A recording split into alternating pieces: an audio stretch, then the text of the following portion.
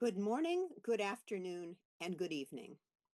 Welcome to Seminar I of the Monique and Roland Weil People's Academy of International Law. I am Marjorie Cohn, Dean of the People's Academy and a member of the Bureau of the International Association of Democratic Lawyers. Our topic for today is how to resist imperialist attacks on international law. Our distinguished faculty for this seminar is Edre Olalia, Camilo Eduardo Umania Hernandez, and Phyllis Benes. Each of them will speak for about 25 to 30 minutes, followed by Q&A. We have Spanish, French, and English translation. En espagnol, anglais et français. Vous pourrez sélectionner votre langue au-dessous de votre écran. Vous pouvez mettre vos questions dans le box questions-réponses pour la discussion. On va publier sur notre site web peoplesacademy.net la présentation dans toutes les langues disponibles avec les présentations écrites et des liens pour des articles pertinents. Vous allez recevoir un email lorsque le programme est déjà publié. In their war of aggression, the U.S. and Israeli militaries have killed at least 1,348 people in Iran. Dans la guerre de l'agression, plusieurs millions d'Iraniens ont quitté leur domicile et ils ont ciblé les hôpitaux, les écoles. Ils ont bombardé les installations pétrolières, produisant une pluie noire toxique. L'armée israélienne a tué au moins 773 personnes au Liban. Plus de 800 000 personnes ont été contraintes de quitter leur maison. Des immeubles d'appartements et des abris publics ont été ciblés. Des villages entiers ont été bombardés et des villages entiers en utilisant du phosphore blanc qui brûle jusqu'à l'os dans les zones résidentielles. Mais le Conseil de sécurité de l'ONU refuse de prendre des mesures pour arrêter cette guerre. Les États-Unis ont imposé il y a un mois un blocus naval au Cuba.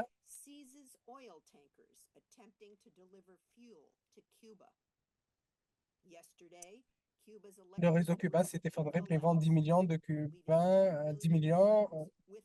L'armée américaine saisit des pétroliers qui tentent de livrer du carburant à Cuba. Hier, le réseau électrique cubain s'est effondré, privant 10 millions de Cubains d'électricité. En octobre, pour la troisième année consécutive, l'Assemblée générale des Nations unies a adopté une écrasante majorité, une résolution appelant à la levée de l'embargo économique, commercial et financier imposé par les États-Unis à Cuba.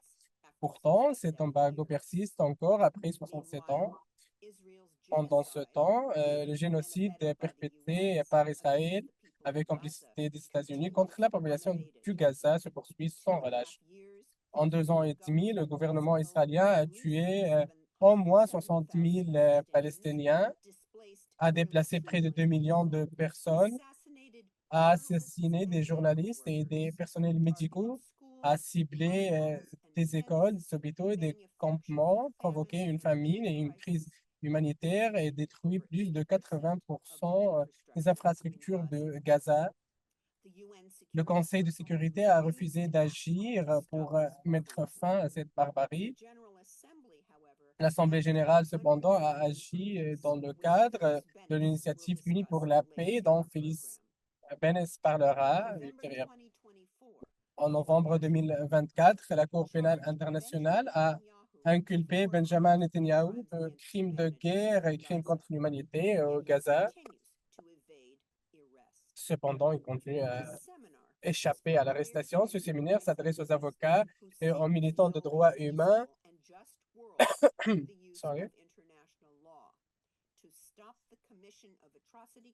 Et aux militants des droits humains qui œuvrent à la construction d'un monde pacifique et juste par le biais du droit international afin de mettre fin aux atrocités, de garantir la responsabilité des auteurs et la réparation des préjudices causés aux victimes, malgré les tentatives des États-Unis, d'Israël et d'autres pays pour se soustraire aux droits en vigueur. Ces stratégies efficaces ou des stratégies efficaces d'application du droit international ont été mises en œuvre devant les juridictions nationales, régionales et internationales pour s'opposer aux agressions illégales les atrocités et y remédier. Ce séminaire présentera et expliquera certains moyens juridiques d'obtenir justice par le biais de l'application de la loi et de la responsabilisation et de la réparation. Alors, nos conférenciers, Edgou Olalia est avocat aux Philippines. Il est président de l'Association internationale des avocats démocrates, IADL, de 2025 à 2029. Il a récemment été réélu président de l'Union nationale des avocats du peuple, NUPL, une organisation privée nationale d'avocats militants des droits humains offrant leurs services bénévolement. En tant que militant et avocat engagé, Edré pratique le droit des droits humains et le droit d'intérêt public à titre bénévole depuis 35 ans. Il a été l'avocat principal qui a mené avec succès les efforts privés de la dernière chance qui se sont avérés cruciaux pour obtenir la grâce de dernière minute de Mary-Jane Veloso, une employée de maison philippine victime de trafic en Indonésie, accusée à tort d'être par un réseau international de trafiquants de drogue. Il est le premier lauréat du prix des droits de l'homme de l'Ordre des avocats des Philippines pour, euh, pour Luzon. Edré fournit des conseils juridiques au panel de négociation de paix du mouvement de libération nationale représenté par le Front démocratique national des Philippines, NDFP. Il est membre de l'équipe juridique du NUPL qui représente certaines victimes, notamment désignées devant la Cour pénale internationale dans le cadre de l'affaire contre l'ancien président philippin Duerte pour crimes contre l'humanité liés aux milliers d'exécutions extrajudiciaires commises dans le cadre de la guerre contre la drogue. Edré abordera le sujet suivant, résister aux atteintes au droit et au droit international par le biais des voies de recours internationales et de l'action internationale de l'affaire Duarte devant la CPI. Camilo Omania est un juriste et sociologue colombien spécialisé dans les politiques publiques et travaillant à l'intersection de la recherche des droits humains et travaillant à l'intersection de recherche des droits humains et la réforme institutionnelle. Il travaille actuellement en tant que directeur scientifique d'Institut international pour la sociologie de la guerre en Espagne, à Oñati en Espagne, où il promet la recherche socio-juridique mondiale et de le dialogue interdisciplinaire sur la justice et le pouvoir et la transformation sociale. Il détient il est titulaire de 2 doctorats en criminologie de l'Université d'Ottawa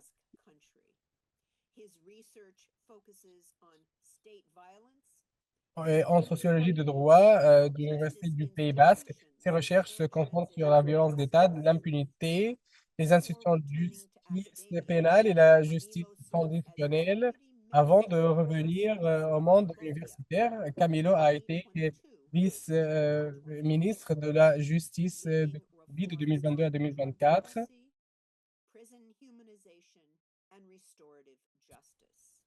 Réforme première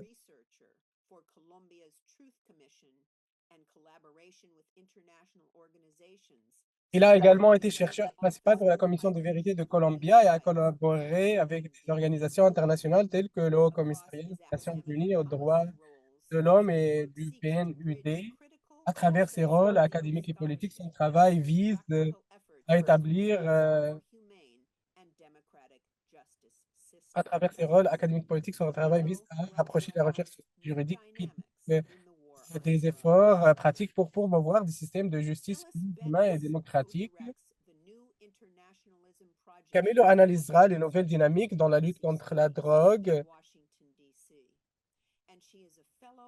Phyllis co-dirige le New Internationalism Project à l'Institut des études à Washington. La capitale, elle est également membre de l'Institut transnational à Amsterdam. Elle a contribué à créer la coalition United for Peace and Justice et a cofondé la campagne américaine pour les droits des Palestiniens. Pendant 6 ans, Phyllis a siégé au conseil d'administration de Jewish Voice for Peace, où elle est maintenant conseillère internationale.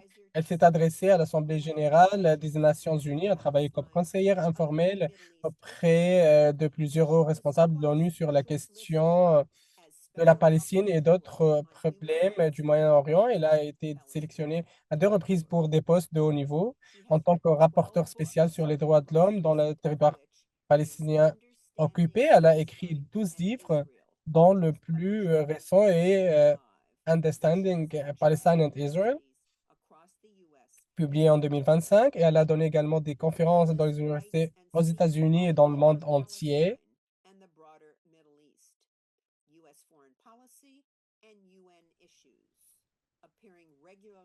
Puis les écrits sur la Palestine, le Moyen-Orient en général, ainsi que sur la politique étrangère des États-Unis et les questions de l'ONU, et intervient régulièrement sur Al Jazeera, Democracy Now, BBC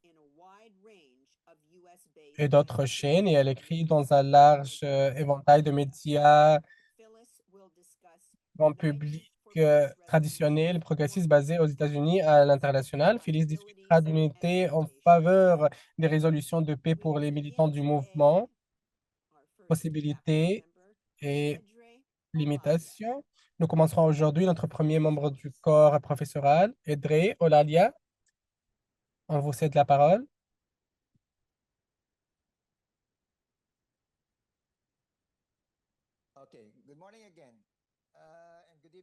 Alors, bonjour encore une fois. Est-ce que vous pouvez m'entendre? Je suis ici à Manila, à Manille. Parfait. Je suis en train de parler depuis Manila, la capitale des Philippines. Et je suis censé couvrir une tentative de résister aux attaques contre les droits et le droit international. J'espère que Neda pourrait partager ma présentation pour qu'on puisse suivre.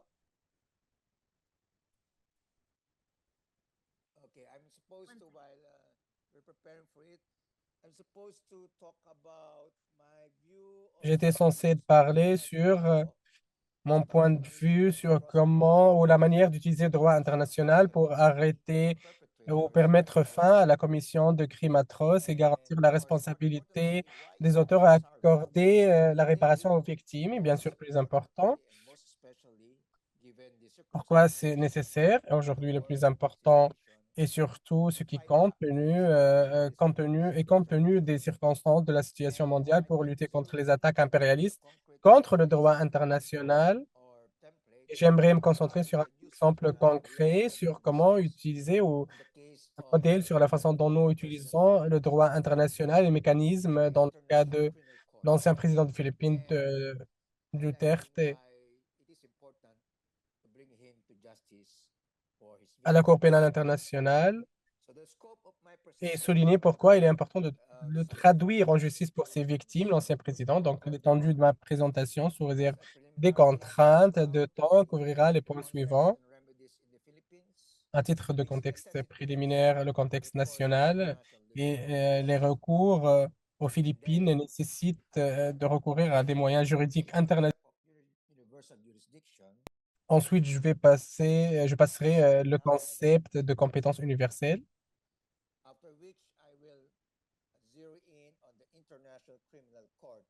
Après quoi, je me concentrerai sur la Cour pénale internationale, en particulier le cas de Duterte. Et si le temps le permet, j'aimerais partager quelques éléments au point de vue sur les organes et mécanismes des Nations Unies en matière de droits de l'homme.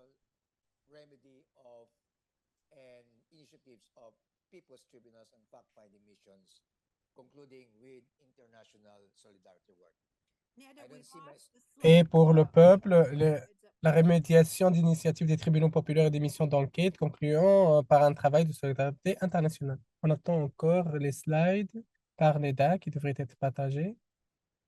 There you are. So you can see it from the screen. Um, the Alors, slides vous pouvez le are voir from the sur votre écran, characteristics l'étendue of de ma the présentation. remedies and context of the Philippines, the Le microcosm of the international microcosme des remèdes organizations of domestiques et mediation, du contexte ICC, des Philippines human rights bodies, au people's rights, microcosme des and recours internationaux the de court. juridiction Next slide. universelle, de la CPI, des organes de l'ONU, Subject des tribunaux populaires et matter. du travail de solidarité internationale.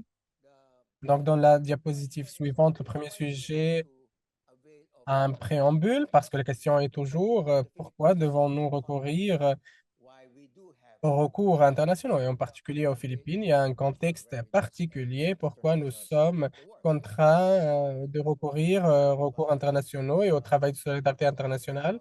the present legal Et cela regime, sera the répandu en limitation parlant of du defense contexte juridique remedies, actuel, la prevalent limitation weaponization or de nos remèdes instrumentalization of the law domestiques ou against nationaux, citizens la or citizens, militarisation ou l'instrumentalisation répandue de so-called la loi enemies of contre the les state. critiques, Next les slide. dissidents et autres soi-disant ennemis de l'État. There is Alors, la impunity diapositive suivante, milieu in the juridique, en Philippines, gros, il y a une arising impunité qui from règne aux Philippines, inadequate du prevention manque, or even l'absence investigation and prosecution of human rights violations in the des course of enquêtes international et les humanitarian poursuites law. biaisées concernant la violation des There is droits de l'homme et les violations du droit presumption international humanitaire. fiction in favor of state actors, including Il existe même une Philippines, présomption légale ou une presumption of fiction regularity en faveur in des acteurs prosecution étatiques, y practice, compris and the l'immunité contre les formality of poursuites, operation la of présomption de judicial régularité dans l'exercice des fonctions these groups officielles et la légalisation formelle des procédures from our judiciaires, ce qui experience. conduit à des violations des There's a droits de lot of l'homme. circumvention of Ensuite, legal procedure. d'après notre I can give a lot expérience, of il y a examples. beaucoup de Also, contournements des procédures légales et je peux donner plusieurs demanding exemples. cases in Mais disparate en cases, gros, cela inclut le dépôt de individuals plaintes dans des endroits fictitious address éloignés or fictitious address contre found des individus and sans adresse already facing warrant of connus arrest ou avec une adresse in the fictive Philippines. pour découvrir Of ensuite course, the qu'ils greatest font déjà face among à des mandats d'arrêt parce these qu'ils problems n'ont at the pas reçu la moment notification appropriée. is the Et bien implementation sûr, le of plus present grand problème actuellement aux Philippines, comme dans those who abuse d'autres those nombreux who abuse pays, and disabuse c'est laws l'imposition de lois et and de power jurisprudence répressives, la plupart du temps abusives aux anti-terrorism Philippines en ce moment, organization. comme dans de And nombreux these are backed by autres jurisprudence pays. Et actuellement, comme as victim il rights existe des lois antiterroristes ou activists de like sécurité Human nationale, Rights celles-ci Watch sont soutenues par la jurisprudence et ont in the victimisé de nombreux Philippines. militants, de nombreux rebelles. Further Beaucoup de further critiques, aggravates the beaucoup de context of dissidents review, aux Philippines. Un autre which aspect makes aggrave le contexte which makes it juridique further recourse to international platforms is the ce qui nous endemic oblige à corruption chercher d'autres in recours many après, branches auprès des plateformes of the internationales. C'est la federal corruption government, endémique including the dans de judiciary. nombreuses So in branches et The interstices du fundamental gouvernement, y compris le système judiciaire of et dans la culture des governmental Philippines, le affairs caractère is très personnel des affaires widespread gouvernementales est and omniprésent. also impacted Les by relations, y compris the l'influence et les government liens comme disagreements. les miens ont également eu un impact sur la manière dont la Furthermore, justice est rendue ou non aux there's a victimes. condonation and inducement Pire encore, depuis le of plus haut those niveau, il y a une violations condamnation et promoting incitation, them to tout violate. comme Duterte et aux And one violations other thing that commises par des serves as an acteurs et même example leur promotion à is des the postes plus multiple élevés. double standard of Une justice. autre chose qui a Double standard of empêché justice jusqu'à between présent the poor, est le the multiple, non seulement une powerful, double norme de justice, the il y rich a and the powerful, but aussi also un double standard de justice parmi les the pauvres double et standard of soi-disant justice impuissants, les between riches et les puissants. those in Mais power il y a aussi une autre with couche qui est celle de la no power. justice entre les riches, mais au Those pouvoir. Et les riches sont au are the pouvoir. factors that gives us Donc, ces a choses-là vision sont les why facteurs the qui Philippines are nous donnent une ineffective vision and ineffective. pourquoi, And ou une finally, idée pourquoi les the remèdes nationaux sont inefficaces reinvention rather and bending of the law et does not inaffaiblissants et sans aid cesse. law Finalement, il y a plutôt enforcement une réinvention, une or prevent them modification, to un subvert the contournement de freedoms of loi those in power les concepts traditionnels, les principes juridiques sont redéfinis ou réinventés pour répondre aux objectifs politiques du pouvoir. Donc, ces limitations aux recours internes incluraient en particulier l'immunité de l'État, l'immunité présidentielle et même la législation formelle sur les droits de l'homme sont diluées, contournées et compte tenu des processus très longs et retardés aux Philippines, elles ne donnent pas de résultats décisifs immédiats et des recours efficaces pour les victimes, y compris une compensation exagérée par la friction juridique qui prévaut dans la jurisprudence et dans les lois actuelles. D'un autre côté, il existe également des limitations concernant les revenus internationaux, même si nous devons recourir à des recours internationaux. De notre point de vue, cela inclut le manque de familiarité, de compétences ou d'expérience avec ces plateformes internationales. Donc, les facteurs politiques et l'intervention entre et parmi les États généralement non, les pouvoirs généralement non coercitifs, juridiquement non contraints ou la mise en œuvre de ces organes et plateformes et bien sûr les relations internationales et les intérêts entre les États, y compris le commerce, l'armée et d'autres liens entre les États. Et enfin, les remèdes internationaux, en particulier pour les pauvres, sont très coûteux. Donc, il y a un obstacle vrai qui nous empêche de les accepter plutôt de chercher à obtenir réparation. Dans un forum alternatif international, permettez-moi maintenant d'aborder le sujet. Alors, plateforme de recours juridiques internationaux, c'est pas tellement le cas. Cela n'est pas très familier pour de nombreux non-juristes. Non, mais il existe ce concept de compétence universelle et les coupables sont traduits en justice. C'est la prochaine diapositive. Donc, ils sont traduits en justice devant les juridictions nationales. Next slide, Neda. We're now in the universal jurisdiction, Roman numeral number 2. Next slide, please. There you go. This is the bringing Donc, nous justice sommes maintenant dans la juridiction to universelle, perpetrators chiffre romain numéro 2, diapositive suivante. C'est le moment de rendre justice aux victimes contre les auteurs devant les tribunaux nationaux ou internationaux, soit sur la base de compétences du discours binational. Donc, en d'autres termes, les ressortissants qui détiennent la citoyenneté double ou multiple, ou sur la base du principe bien établi de la compétence universelle. En termes simples, la compétence universelle consiste à poursuivre des individus pour des crimes internationaux odieux, par exemple le génocide, l'agression, les crimes de guerre, la torture et les crimes contre l'humanité dans un tribunal national d'un État, même si de tels actes sont commis dans un autre État, surtout et plus particulièrement si le suspect ou l'accusé a des liens personnels ou patrimoniaux dans cet État où il va être jugé. Mais cela présente des limitations car c'est transfrontalier. Il y a des questions et des débats sur l'affirmation de la souveraineté, la juridiction pénale et la territorialité entre les États.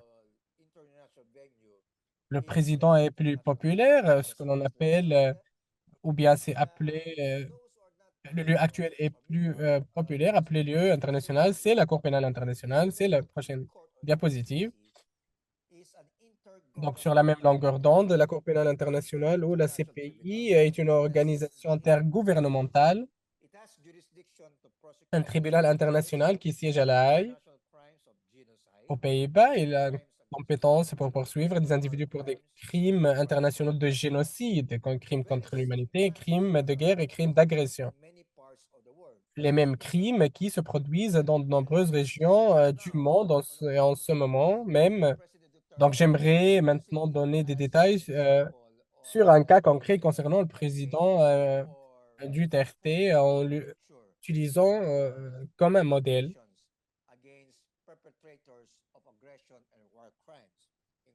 Donc, des communications supplémentaires au futur contre les auteurs d'agressions et de crimes de guerre, y compris le président des États-Unis, le gouvernement israélien Netanyahu ou bien d'autres.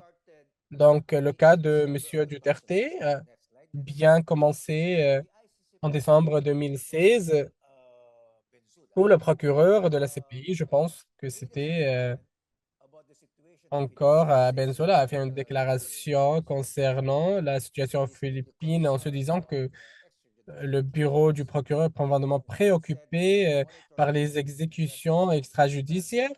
Il est dit qu'il surveillera de près et enregistrera tout incident d'incitation au recours à la violence. Et rappelez-vous, cela s'est encore produit à l'époque de Duterte et le procureur a déclaré qu'il envisage d'ouvrir une enquête préliminaire. Rappelez-vous, c'était en 2016, c'était il y a 10 ans, en février 2018. Le procureur de la CPI a déclaré l'ouverture de l'enquête préliminaire qui constitue la première étape d'un long et fastidieux processus au sein de la CPI. En 2018, la prochaine étape, qui est l'examen préliminaire par le bureau du procureur, a commencé. Donc, Monsieur Duterte, anticipant que cela va avoir ou va se dérouler devant la CPI, a soudainement retiré l'État philippin de la CPI. Mais c'est très important en ce qui concerne la question de la juridiction qui a fait l'objet d'un long débat, mais qui est maintenant réglé, bien que le retrait ne soit effectif qu'après un an. Cela signifie que tous les autres incidents et crimes qui se sont produits ou survenus avant mars 2019 relèvent bien de la compétence de la Cour pénale internationale. Donc, 2 ans après que la Chambre préliminaire ait autorisé l'enquête, et puis 4 ans après, c'était l'année dernière, un mandat d'arrêt a été émis par la CPI il y a environ un an. Je pense qu'il y a presque un an, M. Duterte a été arrêté et transféré à La Haye. Il est maintenant détenu.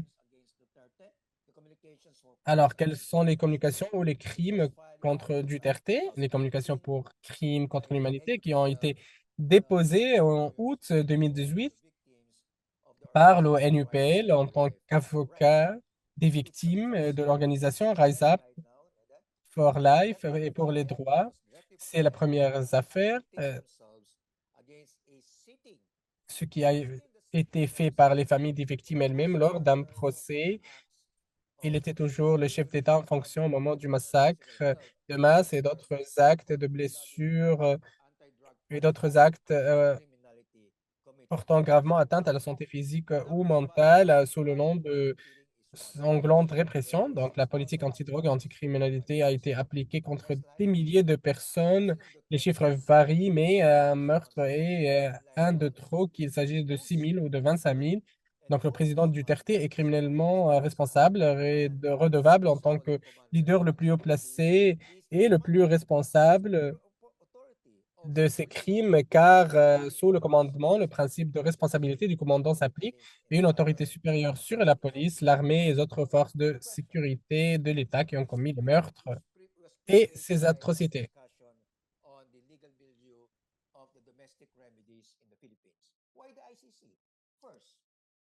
Donc, une autre question, laquelle a été précédée par ma discussion sur la vision juridique des recours internes aux Philippines. Pourquoi de ces pays? Tout d'abord, les exécutions extrajudiciaires, les arrestations et même les actes sont si graves et si odieux qu'ils sont d'une gravité suffisante pour justifier une action supplémentaire de la part de la CPI.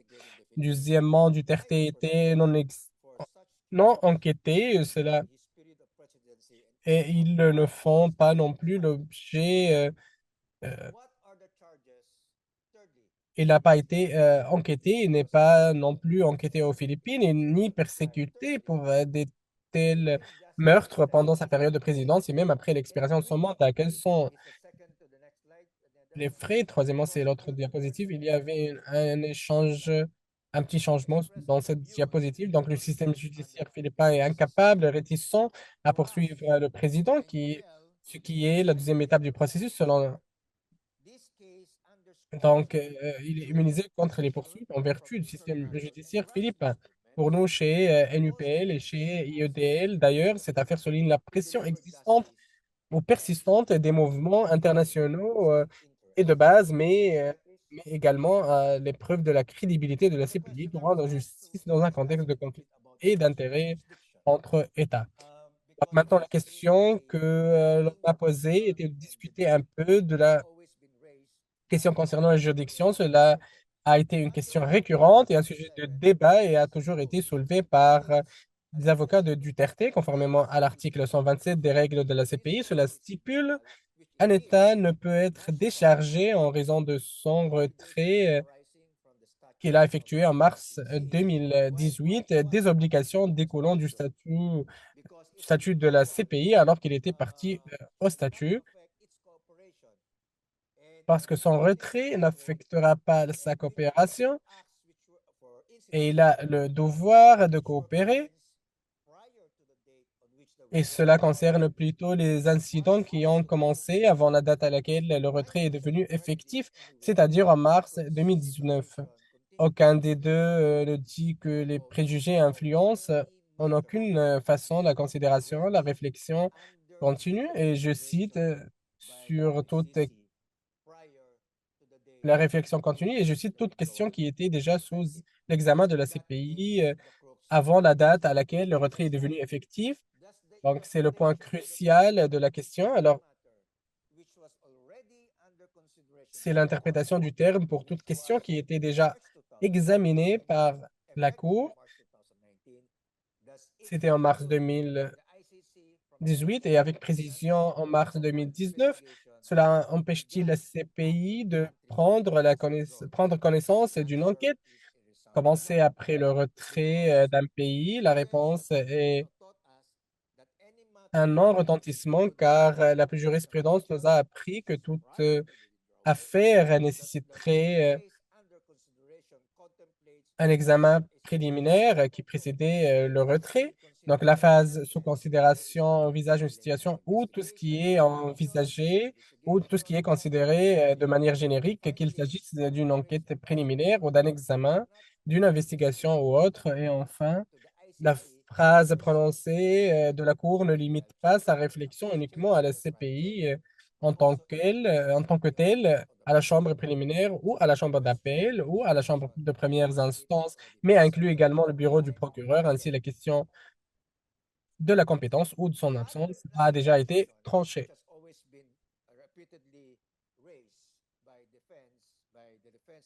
À maintes reprises, l'autre question qui manque et qui a toujours été soulevée à plusieurs reprises par la défense des 13 de la capacité à être jugé en vertu de l'article 64, paragraphe 2 du statut de Rome. Cependant, la Chambre préparatoire a adopté les rapports des experts médicaux qui ont convenu à l'unanimité que Duterte est apte à être jugé. Cependant, la défense continue néanmoins et tente de tenter de contester la libération provisoire lors de la première révision de la détention pour invoquer les circonstances modifiées et de se référer aux rapports médicaux. Cette question de l'aptitude à être jugé en procès va donc être réactivée à maintes reprises. Alors, où en sommes-nous maintenant? Quel est l'état de la communication pour crimes contre l'humanité, contre M. Duterte et une poignée d'autres? Ils sont déjà nommés des personnes allant des généraux responsables gouvernementaux qui sont en conspiration avec M. Duterte. À ce jour, la confirmation des accusations a été reportée, ce qui est déjà la prochaine étape. C'est une lettre D sous statut et la confirmation des accusations a déjà été terminée. Mais le mois dernier, la question de la demande de libération provisoire présentée par M. Duterte a été rejetée par la Chambre d'appel, mais il continue de tenter, il continue de relancer et de la ressusciter à maintes reprises. Et enfin, la question de la juridiction a été déjà réglée, mais encore une fois, la défense fait appel devant la Chambre d'appel, donc c'est toujours une question de suspense. Quelle est la prochaine étape maintenant? La décision de confirmation des accusations contre M. Duterte devrait être prise dans les 2 prochains mois. Donc, ce sera en mars-avril. Donc, ce sera en mars-avril, après quoi la Chambre préliminaire devrait avoir décidé si oui ou non pour confirmer toutes ou certaines accusations portées par le procureur. Il n'y a que 3 scénarios auxquels nous pouvons nous attendre. Alors, Cette prochaine étape est prête. Quelle est la prochaine étape? La chambre préliminaire, voilà. La chambre préliminaire peut soit confirmer, ce qui signifie qu'elle doit peut soit confirmer, soit dire qu'elle va traduire le suspect, M. Duterte, en justice devant la chambre de premières instances, ou la chambre préliminaire pourrait refuser d'entamer la procédure contre M. Duterte. Ou elle peut ajourner l'audience et demander au procureur de fournir des preuves supplémentaires. Pour cette raison, le procureur devra mener des enquêtes supplémentaires ou modifier toute accusation. Alors, quelle est la valeur de la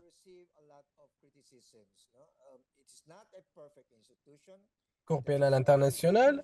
Eh bien, elle reçoit à juste titre beaucoup de critiques. Vous savez, ce n'est pas une institution parfaite. Elle a ses propres limites. Elle peut, pour certaines personnes, elle a ses préjugés. Il y a beaucoup de retards procéduraux, des défis juridictionnels et la susceptibilité aux influences géopolitiques, tout comme ce que le gouvernement des États-Unis sous la présidence de M. Trump a fait contre la CPI et les procureurs. La CPI a été à juste titre critiquée et c'est la conclusion du congrès idéaliste de Katmandou de l'année dernière. Cela est justement critiqué pour son partialité contre l'enquête sur les crimes commis par des États puissants dans l'hémisphère nord. Et il y a une focalisation excessive, et cela a été démontré par les faits sur le continent africain, et M. Duterte est le responsable.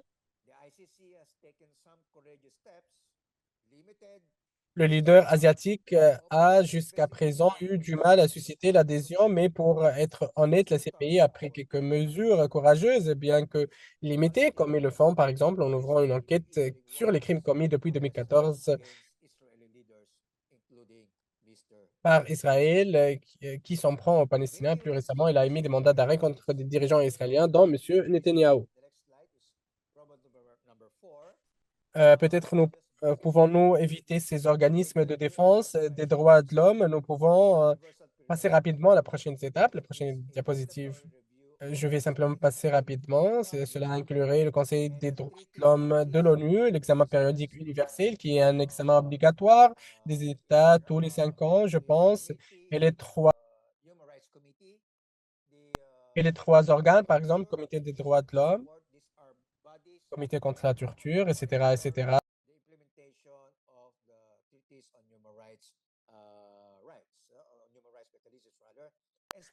Ce sont des organismes qui surveillent la mise en œuvre des traités sur les droits de l'homme, le mécanisme des droits de l'homme plutôt, et des procédures spéciales. Cela inclurait des rapporteurs spéciaux thématiques et nationaux, ainsi que des experts de différents sujets variés dans le domaine civil et politique.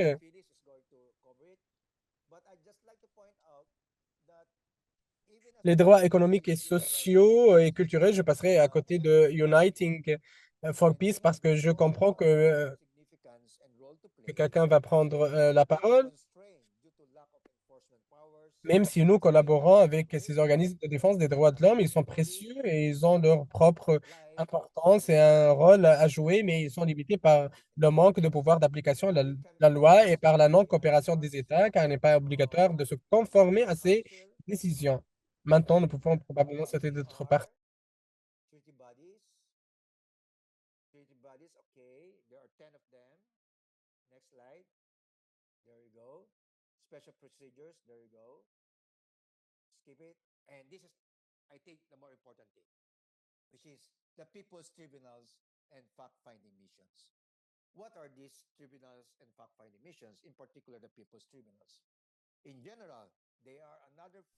Quels sont les tribunaux populaires et les missions d'enquête? Quels sont ces tribunaux et ces missions d'enquête? En particulier, les tribunaux populaires, en, gé- en- en général, ils constituent une autre forme d'exercice du droit des peuples à rechercher la vérité, responsabilité et justice. Elles servent de plateforme politique et juridique parallèle initiée par le peuple lui-même comme alternative crédible ou même comme complément de supplément de base au système bourgeois ou traditionnel existant, des mesures, des actions légales, judiciaires et politiques, entreprises et politiques, des mesures et des actions légales ou existent ou doivent encore être prises pour juger les auteurs ainsi que tous les responsables de violations du droit international, incluant le droit fondamental des peuples à se développer, où les tribunaux populaires sont un forum très important du point de vue ou du prisme du peuple. Ils ne sont pas limités par des processus fastidieux, prolongés, biaisés, tardifs, compliqués et même They serve NECLIGE as a secure and free platform ainsi for que par des victims règles de and procédure et de preuves traditionnelles. Ils servent par advocates exemple de plateformes sécurisées et gratuites pour les to victimes. present their narrative and experience. Et les défenseurs et leurs organisations doivent présenter leurs récits et leurs expériences fondées sur des preuves, bien sûr, et sur des arguments juridiques liés aux crimes présumés commis. Ils documentent davantage et dénoncent les violations horribles du droit international et préservent davantage car il existe déjà d'autres moyens de conserver ou de conserver les preuves et les préserver pour être utilisées ultérieurement comme référence au moment approprié. Parce qu'il y aura du temps, peut-être pas maintenant, mais il y aura du temps pour des actions judiciaires futures, y compris les tribunaux spéciaux de l'ONU ou de ce dont nous avons discuté plus tôt, le recours à la compétence universelle ou l'exercice de la compétence universelle. Et enfin, plutôt, euh, et enfin, les tribunaux populaires et les procédures commémorent plutôt les actions des gens, la lutte des peuples et prix de liberté dans le monde où Next slide. People's tribunals contribute to the le récit formulation and pour l'histoire support du of peuple devrait survivre, constituer ainsi une source d'inspiration morale pour l'action politique. Les distributeurs contribuent à l'accumulation et à la propagation des campagnes de résistance et des manifestations contre les violations dans le monde entier. Elles sont parallèles à la recherche de recours juridiques, en plus de promouvoir et d'impliquer, et ils plaident également en faveur des organismes intergouvernementaux de haut niveau et interagissent avec eux et servent de plateforme morale, politique et diplomatique pour exiger la responsabilité. Ils font partie intégrante de l'unification des droits des peuples, amplifiant le droit collectif des peuples à l'autodétermination, même la lutte pour la libération nationale, datant du tribunal Burton-Russell et à l'affaire et à l'action de l'IADL contre l'agent Orange pendant la guerre du Vietnam. En particulier, la procédure de la CPI était antérieure par un tribunal de deux personnes à Bruxelles, ainsi qu'à Washington en 2018-2024.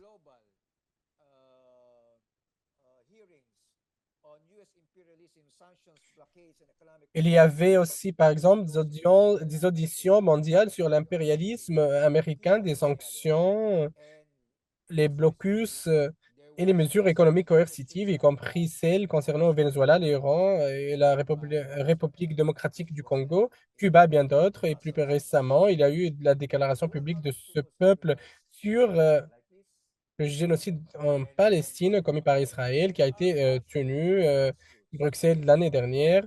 Alors, quels sont les tribunaux de ces personnes essentiellement populaires, non issus du terrain, des initiatives de justice populaire offrant des espaces alternatifs pour dire la vérité et de se mobiliser, bien que de manière limitée, avec une force juridique tout aussi limitée. Enfin, c'est très important, étant donné les limitations des recours juridiques traditionnels, étant donné la nature des tribunaux populaires, la nature des tribunaux populaires et compte tenu des lacunes, de la corruption et des abus, l'affaiblissement, la remise en cause des principes juridiques et du droit international, l'importance du travail de solidarité internationale, qui est la prochaine étape. Ceci fait partie de ma présentation, de notre débat politique. Cela inclurait des alliances internationales, non seulement parmi les avocats, mais aussi entre les peuples, déclarations de conférences mondiales, des observations d'essais cliniques dans de nombreuses régions du monde, en Turquie, dans de nombreux autres pays.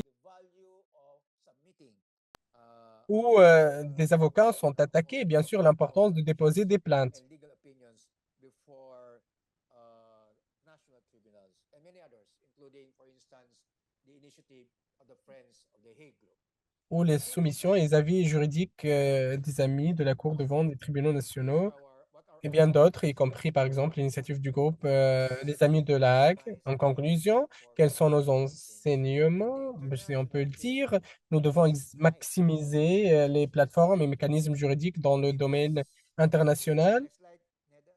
malgré leurs Under caractéristiques growing limitées. international pressure and support, Nous devons, à la prochaine undertake étape, organized campaigns exercer une pression internationale large et obtenir du to soutien, memorialize incidents and chronicle them entreprendre des campagnes organisées afin de for commémorer les modern incidents popular et de les association. chroniquer Next pour slide. l'histoire et à des Thus, fins going back to my presentation, futures, tant I populaires que mentioned légales. earlier, Nous devons, en international revenant à ma international law présentation, and à mon introduction international plutôt, nous devons redressability maximiser le droit international despite et of les the mécanismes de recours traditionnels deficiencies and gaps. We know that. existants malgré la sensibilisation, ou malgré la conscience de leur nature, de leurs limites et de leurs lacunes. Nous le savons, mais cela peut aider. Of atrocity crime Cela n'a maybe pas not now, maybe in the cessé, cela aidera, cela contribuera à aider à stopper la commission to ensure de accountability crimes atroces, peut-être maintenant, peut-être l'année prochaine, on ne it sait is jamais. imperative today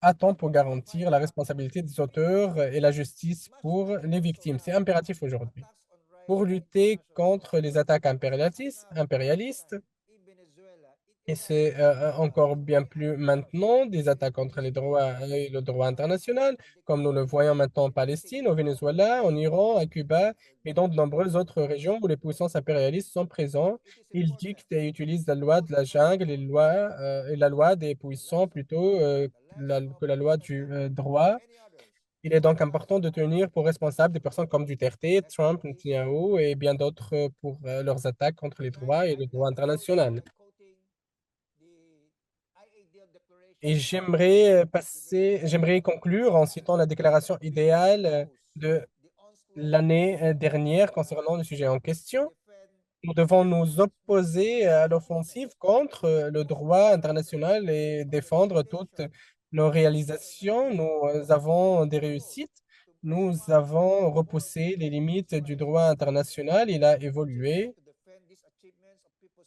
Il struggles faut répondre davantage au resist droit et au bien-être des gens, colonialism enshrined réussir à in law. défendre ses We must acquis, vigorously defend des luttes populaires President contre le fascisme Obama's et le policies, colonialisme including consacrés dans le resisting droit international international. Nous devons les law défendre and his vigoureusement. own attempt Les to place réalisations international law progressives, il y a des on réalisations, hold. y compris We must celles dans le droit advocate for the international humanitaire, respect contre of toutes les people's struggles tentatives in de international law. le remplacer par la These loi ou le plus positive puissant. developments Nous devons include consacrer davantage les réalisations du as we have statut du mentioned, peuple dans le droit development international et ces développements positifs dans le droit only international support que nous avons these struggles. mentionnés They're not sont alone. seulement possibles que Their si elles progress résultent struggle. des luttes Further, du peuple. they must be able to rely Elles ne vont pas tomber on du the latest ciel, elles font developments of partie de la international lutte, elles law sont le produit de la and lutte. develop as a result of the past people's struggle. This Elles is doivent, part of the people's struggle. ils doivent These pouvoir s'appuyer developments sur les fondements du droit international et ce that's why développement et se développe à la suite de la the lutte people's des peuples du struggle passé. must not C'est le stop produit de la lutte with des or peuples et without l'évolution these des attacks on tendances international law that we are witnessing progressistes dans le as we droit speak. international. C'est pourquoi les forces And progressistes I et quote, démocratiques du monde despite any entier past doivent se attacks mobiliser. Nous devons on nous human rights, mobiliser contre ces next attaques, slide. contre le droit international. Close. Yes, I'm already on my last slide. Dre, The system enforces the nous law sommes désolés, on back doit and continuer avec les autres conférenciers. Oui, je suis déjà sur ma dernière its legal diapositive. mechanism Donc, le système to impose combat l'injustice their de large portée the inscrite dans la abuses loi of the et despotic regime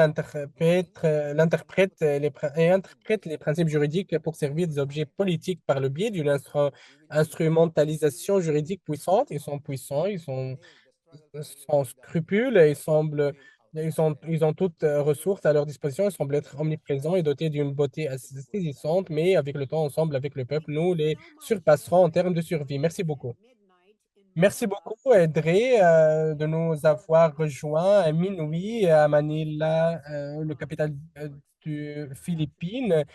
Merci d'avoir détaillé les caractéristiques de l'impunité pour les crimes les plus odieux, d'avoir expliqué la doctrine de la compétence universelle et l'histoire de celle-ci, de cette affaire devant la CPI contre Duterte et le président et les défis auxquels elle fait face. De plus, pour expliquer les avantages et les limites de la CPI, l'importance des tribunaux populaires et la solidarité internationale. Donc, merci encore une fois. Ensuite, nous avons Camilo Omania. Camilo, la parole vous appartient. Merci. Merci à tous et merci à Edré pour cette présentation. Je vais essayer de rester bref pour que nous puissions peut-être avoir une discussion. J'espère que vous pouvez partager mes slides, ma présentation.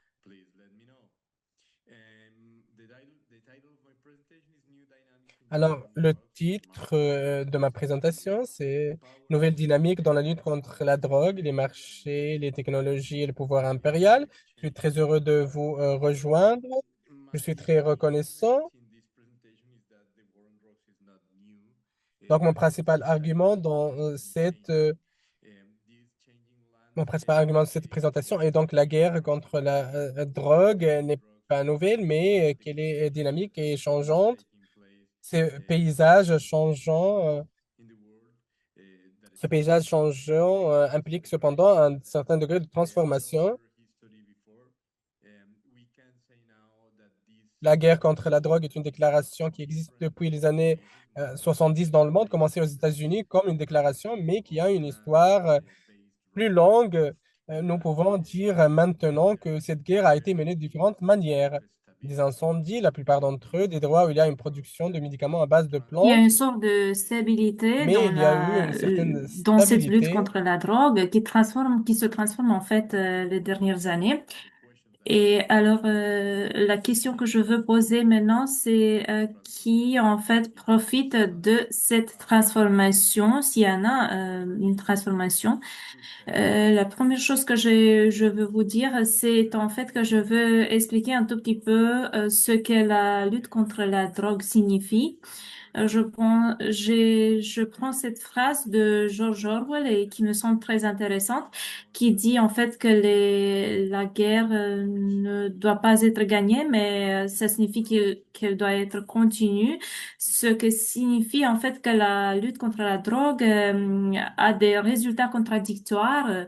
En fait, c'est comme de fait de la consommation et de la production, la réduction de la disponibilité de drogue illégale, mais aussi l'ouverture de nouvelles opportunités pour les gens et aussi la judicialisation et la responsabilisation des groupes criminels et la déstructuration de cette économie illégale. Et quand on parle des chiffres, en fait, et les statistiques autour de cette économie illégale, la disponibilité des drogues s'est multipliée. Il y a de nouvelles drogues qui apparaissent sur le marché chaque minute et il y a plus de consommateurs que jamais.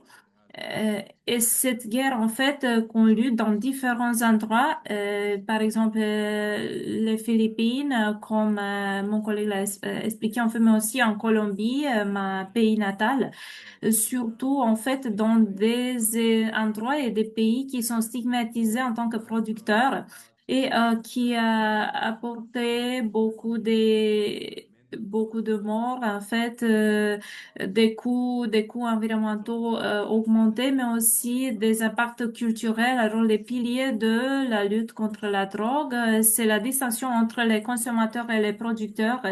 Il y a des pays, surtout au sud, qui produisent des drogues et surtout des pays au nord du monde qui consomment en fait ces drogues.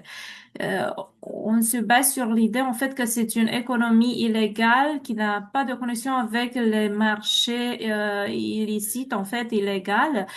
Euh, on suppose aussi qu'il y a une ennemie et on ne sait pas clairement si c'est la drogue, c'est les cartels ou c'est les organisations criminelles ou l'économie illicite qui qui a une ennemi en fait qui crée cette image de la guerre contre laquelle on lutte, qui peut mobiliser des politiques, des institutions aussi et des programmes de différentes organisations par tout le monde et pour lutter contre ce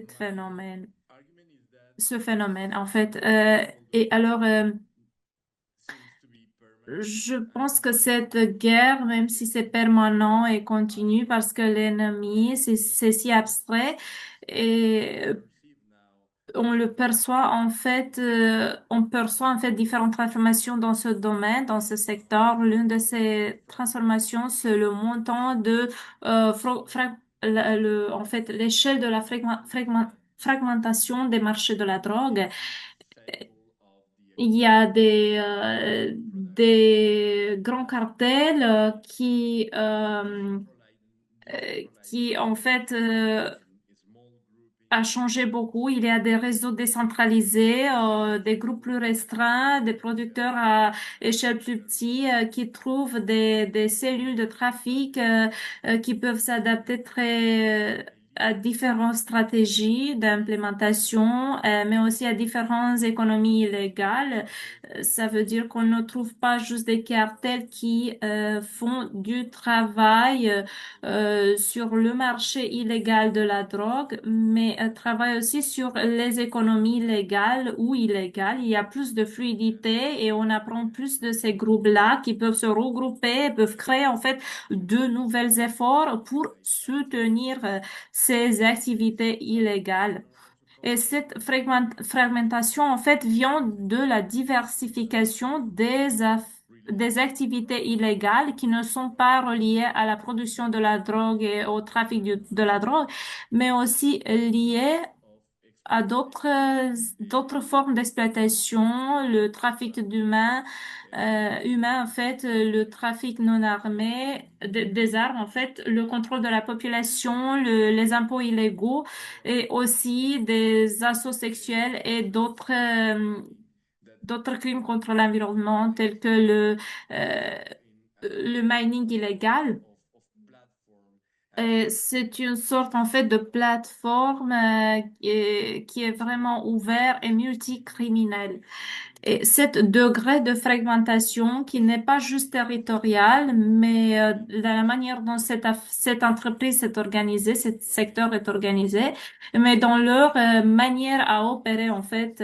Les drogues synthétiques aussi changent le paysage parce que le Nord global consomme encore plus et ils ne consomment plus des drogues qui viennent de plantes, mais des drogues synthétiques. Et ces drogues synthétiques ont créé de nouvelles effets sur la société parce que des drogues comme le fentanyl, en fait, apportent une nouvelle réalité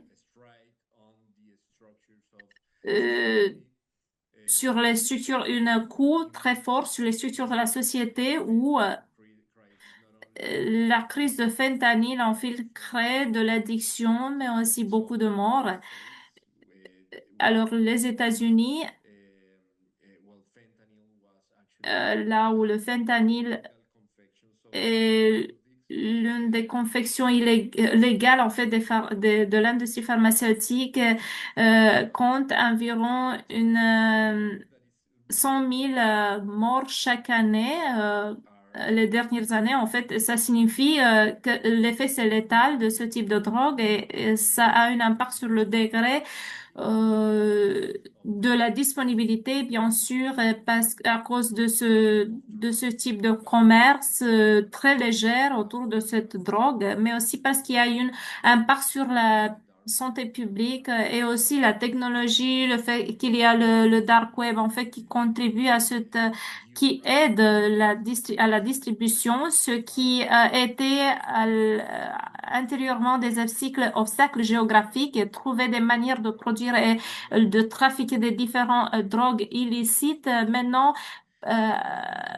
font partie de ces scénarios virtuels dans le dark web. En fait, ça signifie que la disponibilité de la technologie multiplie le décret dans lequel ces drogues-là deviennent disponibles et ils savent comment ils doivent être produites, mais aussi les capacités de lutter contre ce drogue-là sont moins efficaces.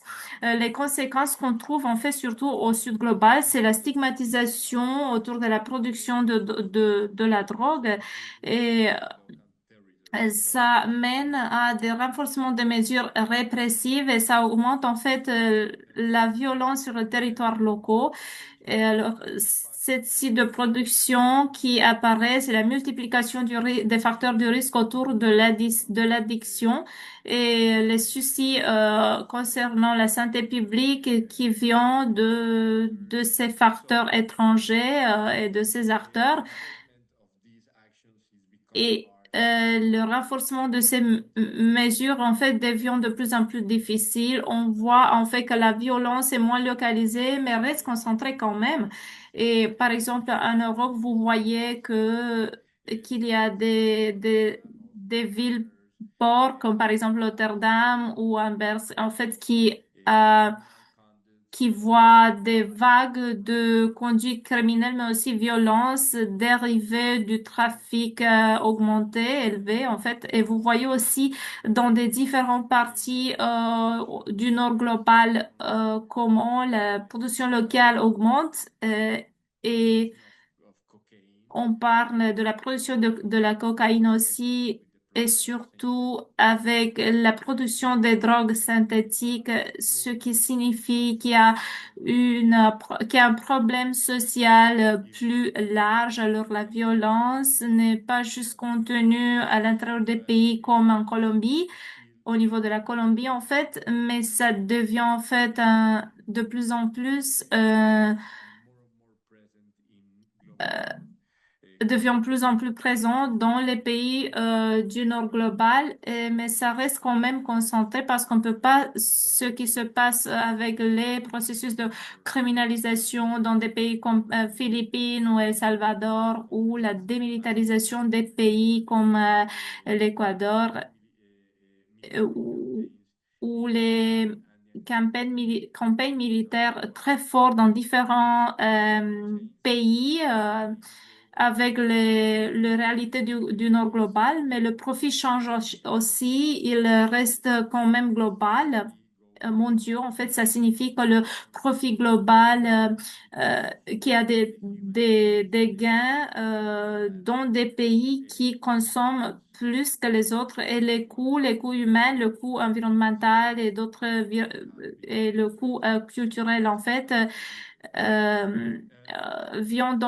sont subis par les pays où ces producteurs habitent en fait. Et tout ça corrélé avec l'impérialisme dans le sens que les régions périphériques absorbent l'instabilité tandis que la demande mondiale reste stable. Et quand je dis stable, je dis que ça augmente chaque année. C'est une tendance d'augmentation et aussi toutes les régions absorbent en fait cette violence et cette instabilité. La deuxième idée que je veux soulever, en fait, c'est le fait que la géographie des drogues évolue. Le passage des drogues d'origine végétale aux substances synthétiques change pas seulement le paysage de la consommation, mais aussi la production qui a lieu au nord global, en fait. Et ça dépend, et c'est moins dépendant du territoire, comme c'était dans le cas de drogues d'origine végétale, et c'est plus potent et plus puissant, plus mortel, comme j'expliquais en fait l'exemple de fentanyl, mais aussi le degré où ils ont été délocalisés, la production est devenue de plus en plus évidente. La technologie, l'intelligence artificielle et le dark web aident à changer la géographie, le paysage en fait de ce marché est dynamique et il en fait épanouissent aux pays du Nord la manière dont on a groupé les crypto-monnaies, en fait, tout ça a eu un rôle très important dans le blanchissement d'argent et on a distribué aussi le know-how, les connaissances de production de ce type de drogue, le savoir-faire et on a ouvert aussi de nouvelles marchés, pas seulement en chaîne de distribution, mais aussi en chaîne de consommation. Et c'est une transformation qu'il faut adresser. La troisième idée que je veux postuler, je pense que c'est le dernier avant les conclusions, c'est qu'il y a une nouvelle ou une transformation dans les interventions militaires. La lutte contre la drogue, en fait, a utilisé les forces militaires au-delà de la criminalisation des gens. Euh, Beaucoup de politiques conservatives ont pensé que c'était le plus puissant et le plus adéquat instrument pour adresser ce type de problème. On se rend compte en fait qu'il y a de plus en plus cette démarquage de la ligne entre sécurité publique et sécurité nationale et l'utilisation des forces militaires, la compréhension de l'ennemi interne, l'adaptation de ces stratégies à l'intérieur des frontières des États-Unis change le paysage parce que la doctrine de l'ennemi interne, en fait, a été distribuée et a été mise en application en Amérique latine par cause à cause de l'intervention très puissante des États-Unis dans le continent. Et maintenant, c'est une narration en fait qui a eu lieu aux États-Unis en fait. Qui se passe aux États-Unis et a des effets sur les migrations, les frontières, et on a vu comment ces drogues-là ont des différents effets sur les relations internationales, surtout avec les pays frontaliers comme le Mexique et le Canada, en fait. Il y a aussi une ligne très étroite entre la mise en application de droit international humanitaire et les droits humains. S'il y a une discussion sur le cadre du droit international qui peut être mis en application dans ce type d'intervention, on challenge en fait la validité des droits humains. Dans ce type de scénario de contrôle de ces opérations et on utilise d'abord quelquefois le langage du droit international humanitaire où vous pouvez cibler les gens comme ennemis et ces adversaires peuvent être aussi confrontés avec la force létale quand vraiment en fait le droit international humanitaire et le droit de l'homme n'est pas un menu optionnel et ils doivent travailler ensemble. Les droits humains sont interdépendants du droit international humanitaire et c'est valide aussi pendant la guerre. Euh, et aussi pendant un conflit armé, il y a toutes sortes de drogues ou toutes sortes de cadres juridiques pour l'intervention militaire. Euh, et il y a aussi des principes comme l'humanité, la proportionnalité, la nécessité, aussi la prévention, la précaution, surtout pour les civils et la distinction, bien sûr, des civils et des combattants des forces armées. Il y a le paradoxe de la constabularisation, ce qui signifie la militarisation de la lutte contre la drogue qui entraîne une augmentation des homicides. Il y a toutes sortes de violences dans les territoires où il y a la militarisation de la police, des différentes stratégies, mais aussi l'utilisation des armes mortelles, toutes sortes de stratégies de contrôle qui apportent un paradoxe où vous offrez ou vous vendez de la sécurité, mais vous recevez dans les territoires moins de conditions de la survie. Il y a un grand risque de l'escalade dans des pays qui sont où il y a des interventions plus militarisées dans le terrain. Il y a une escalade des groupes criminels et l'utilisation des moyens mortels. Et il y a aussi une perturbation entre les liens avec la communauté, entre le droit et l'État ou les institutions du gouvernement qui appartiennent aux communautés et qui créent plus de formes de stratégies qui peuvent complémenter et qui peuvent apporter de l'inclusion sociale. Pour respecter votre temps, en fait, il y a quelques remarques finales. D'abord, la guerre contre la drogue évolue, elle ne disparaît pas. Et dans cette transformation, en fait, il faut être conscient du fait que ça se passe dans le marché international, pas seulement à l'interne. Mais c'est une question internationale qui confronte en fait l'existence des droits des règles internationales et crée l'opportunité pour utiliser de la force au-delà de la coopération et des accords multilatéraux entre les États.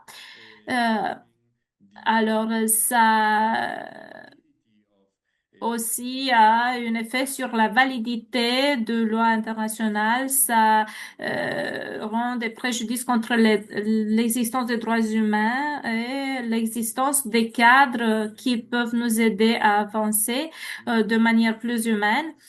Il y a des nouvelles dynamiques aussi auxquelles j'ai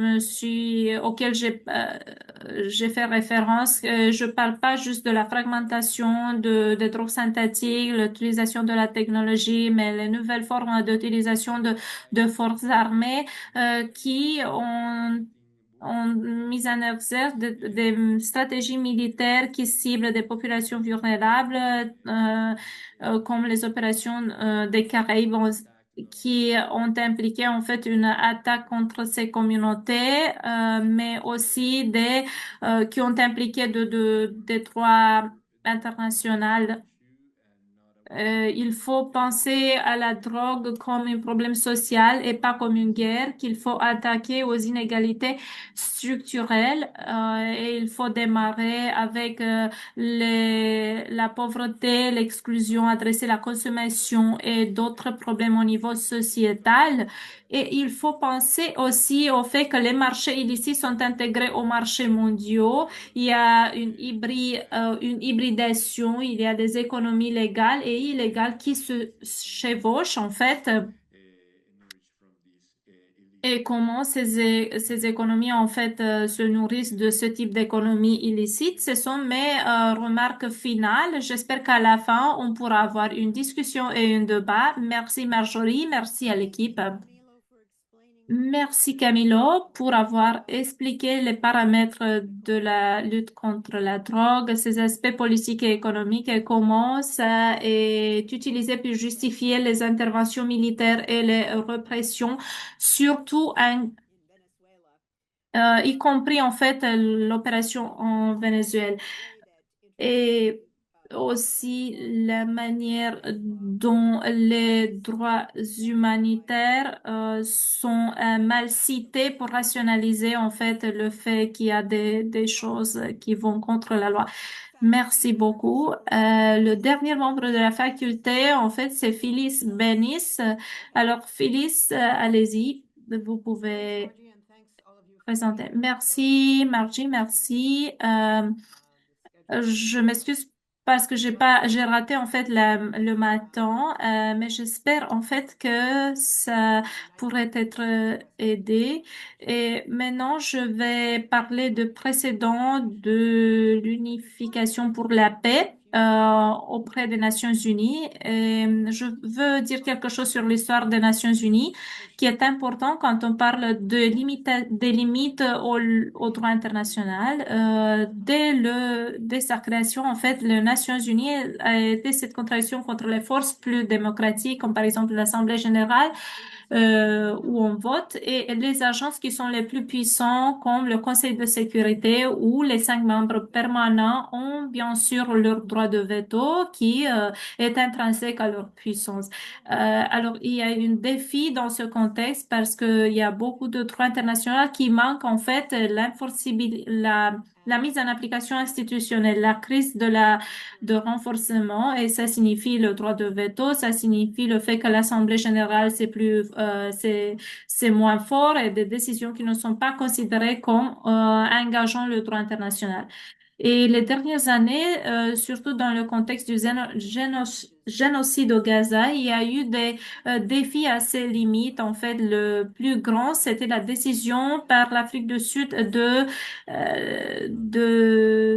créer le cas contre l'Israël dans la Cour pénale internationale sur la question de violation de droits humains contre le génocide. Et dans le passé, en fait, quand ces cas-là, quand ces procès-là arrivaient, en fait, on a une situation où différents pays proposaient au Conseil de sécurité une déclaration, une décision, en fait, euh, pour, pour le régime apartheid à l'Afrique du Sud, immédiatement, ce sera envoyé aux États-Unis et ensuite à l'Assemblée générale. Et probablement, ça a passé en fait dans la majorité. Et la Cour, l'Assemblée générale pensait qu'on peut pas mettre ça renforcer tout cela. Et si on analyse en fait la période de 1990 du mouvement apartheid, anti-apartheid, vous voyez, et quand on voit ces décisions-là qui ont été votées par l'Assemblée générale, il y a toutes sortes de sanctions qui pouvaient être imposées, des sanctions commerciales, sanctions bancaires et des embargos des armes, des choses très importantes où les pays, en fait, ce n'était pas une obligation de l'imposer, mais parce qu'il était un mouvement international contre l'apartheid de l'Afrique du Sud. Il y a de la pression contre les gouvernements de tout le monde et l'une après l'autre ont collapsé à cause de cette pression et ont imposé des sanctions. Éventuellement, quand beaucoup de pays ont fait ça, y compris les alliés clés des Nations Unies, euh, des, des États-Unis, il y a aussi les années de Ronald Reagan qui étaient les périodes pro-réactionnaires de la nouvelle ère moderne du pays. Mais Reagan, en fait, a été forcé par l'opposition publique de permettre ces sanctions-là à s'imposer contre l'appareil de l'Afrique du Sud. Et cette décision, parce que les États-Unis étaient si puissants, pas juste seulement militaires, mais aussi du point de vue économique, en soutenant le régime apartheid en Afrique du Sud, tout ça a amené les conditions sur lesquelles les Sud-Africaines ont été capables, en fait, de se libérer et de détruire le régime apartheid. Et je pense qu'il faut analyser ce type de modèle. Et des défis qu'on a posés, en fait, auprès de la Cour pénale par la décision de l'Afrique du Sud, c'était vraiment important, essentiel. Et la question, c'est la responsabilité de l'Israël qui a été prévenue par, en fait, les États-Unis. Euh, les États-Unis, euh, en fait, ne permettra jamais à une alliée au Moyen-Orient d'être responsable devant la Cour internationale pénale par le Conseil de la sécurité. Alors, un autre défi que l'Afrique du Sud a posé, c'est la nature de la Cour pénale, parce que traditionnellement, tout cela a été vu comme un instrument des pays coloniaux. Euh, qui en fait utilisent la Cour de justice et pas les pays pauvres qui viennent de Bangladesh, de Tchad. Il y a des pays généralement de l'Europe, de l'Amérique du Nord, de l'Australie, de la Nouvelle-Zélande et d'autres pays très riches. Peut-être le Japon, la Corée du Sud, en fait, quelquefois la Russie, mais le Sud global, c'était quand même exclu. Et soudainement, vous avez un pays de l'Afrique qui a déstabilisé l'apartheid et qui vient devant la cour et dit vous nous appartenez en fait. C'est une coupure extraordinaire avec la définition du passé. C'est important dans le terme où les modèles de renforcement peuvent arriver aux Nations Unies dans le contexte du droit international. Et maintenant, on est dans le deuxième mandat de Donald Trump, le président des États-Unis est le tout-puissant roi du monde qui consolide son attaque contre le droit international et les institutions internationales per total, en fait, y compris surtout les Nations Unies. Et ce qu'on a vu récemment, c'était la volonté de l'administration Trump d'absolument ignorer le charte des Nations Unies qui dit dans l'article 2 qu'il n'y a aucune nation qui doit aller en guerre contre une autre nation, avec deux exceptions très étranges. Le short a été ignoré, en fait, et les restrictions de l'article 51 qui sont soit le Conseil de sécurité donne la permission, autorise une attaque militaire, ce qui n'était pas le cas ici, ou l'autodéfense immédiate si une attaque armée arrive jusqu'à ce que le Conseil de sécurité peut se rencontrer. Il y a deux types de restrictions, même en ce qui concerne l'autodéfense. Alors, c'est pas correct de dire c'était l'autodéfense, alors il faut passer à la guerre. Et dans ce cas-là, il n'y a pas eu une attaque armée en cas d'Iran. Et si on analyse les autres situations du premier mandat de Trump, juste après l'inauguration, a commencé une campagne de bombing contre la Somalie en marche. Il a attaqué Yémen, qui a fait des attaques massives, qui a tué des civils, en fait. Et en juin, et évidemment, c'était l'attaque des US Israël contre l'Iran. Euh, il a attaqué il a bombardé Nigeria et aussi c'était l'attaque sur Venezuela et dans toutes ces instances-là et ensuite il attaque l'Iran et dans tous ces scénarios le charte a été ignoré et violé, l'article 51 a été ignoré et violé, il n'y a pas eu une permission accordée par le Conseil de sécurité, il n'y a pas on parle pas de l'autodéfense. Iran n'a pas attaqué les États-Unis. Et il a ignoré la charte, il a violé le droit international dans le contexte de Gaza ou le Banc de l'Ouest, particulièrement Gaza où les États-Unis n'ont pas juste protégé l'Israël d'être considéré responsable pour les violations de la Convention contre le génocide, mais il a permis le génocide israélien en finançant, en accordant des armes, en protégeant le fait qu'il n'y a pas de responsabilisation pour Israël et les violations d'Israël. Et on parle aussi de la peur internationale, des gouvernements, la peur de l'administration Trump qui impose de nouvelles tarifs, de nouvelles sanctions, peut-être l'idée d'utiliser la force armée. Il y a une crainte de ne pas d'être en désaccord avec les prétentions de Trump, la peur en fait qu'il se sentira insulté. Et, alors, les pays autour du monde maintenant essayent de faire, en fait, d'être d'accord avec Trump. Et cela d'apaiser en fait Trump. Et il y a aussi le péril dans ce pays, la pression sur NATO d'escalader les dépenses militaires à 5% du PIB, ce qui n'a pas de précédent. Virtuellement, tous les pays de NATO ces années essayent de passer à ces 5% de contribution en forçant aussi l'achat des équipements militaires des États-Unis. Et on a comparé tout ça au droit international avec ce que George W. Bush a fait quand il a passer à la guerre contre l'Afghanistan après l'événement de septembre de 2011 contre l'Irak aussi. Mais Bush n'a pas violé la Charte des Nations Unies parce qu'il n'a pas démarré une guerre contre l'Irak ou contre l'Afghanistan. C'est en fait autour d'Afghanistan peut-être c'est